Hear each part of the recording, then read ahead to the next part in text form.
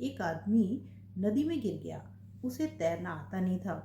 अब वो हाथ पांव मारे और खूब बचने की कोशिश करे, बचाओ बचाओ चिल्लाए भी, लेकिन वहाँ कौन था जो उसे बचाता। अब वह आदमी डूबने लगा, उसकी आंखों के आगे अंधेरा छाने लगा और उसे लगा बस अब तो अंत आ ही गया। पर तभी अचानक जैसे चमत्कार हुआ, पानी में तैरता हुआ एक लकड़ी का बहुत बड़ा तख्ता उसके हाथ आ गया। उसने उस तख्ते को पकड़ा और तख्ते को पकड़कर जैसे तैसे उल्टे सीधे हाथ पांव मारकर वो किनारे आ लगा।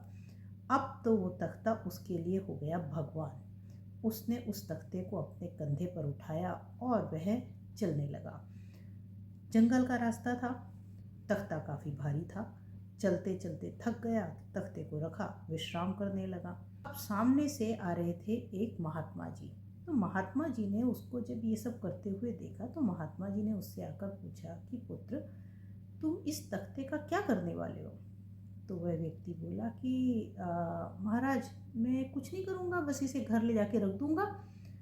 तो महाराज जी बोले कि पर ये तख्ता तो बहुत भारी है, तो तुम्हें ये परेशान नहीं कर रहा? तो कहता हाँ, परेशान तो कर रहा है, पर मैं इस तख्ते को छोड़ नहीं सकता। अब साधु बोलने लगे, कहते हैं कि मतलब छोड़ नहीं सकता, मैं समझा नहीं क्यों? क्योंकि इस तख्ते ने मेरी जान बचाई है। साधु महात्मा जी ने उसको कहा कि लेकिन बेटा, इस तख्ते का जो तुम्हारे जीवन में योगदान इसे देना था, वो योगदान ये दे चुका है। तो अब तुम इसे भी मुक्ति दो और स्वयं भी मुक्ति पाओ, ताकि ये तख्ता जो है इसका कोई और इसका अच्छा उपयोग कर सके और तुम भी अपने बोझ से मुक्ति पाकर और यहाँ से आराम से जा सको। तो वो व्यक्ति बोला, किंतु महाराज, क्या ये एहसान फरामोशी नहीं होगी? कि बोले, नहीं पुत्र, हमें अपने जीवन में हजारों वस्तुएं और सैकड़ों व्यक्ति मिलते हैं जो हमारे जीवन में अपना अपना योगदान देते हैं। कुछ हमारे साथ कुछ समय तक रहते हैं, कुछ उससे ज़्यादा समय, कुछ थोड़ा और दूर तक हमारे साथ चलते हैं और उसके बाद में वे हमसे विदा लेते हैं।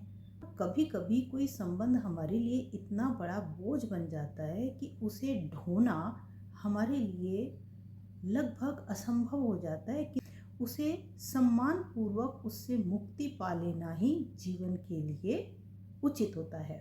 क्योंकि संबंध निभाने की चीज़ है, ढोने की नहीं।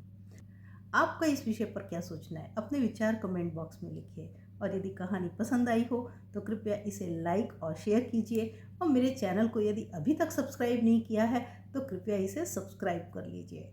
धन्यवाद।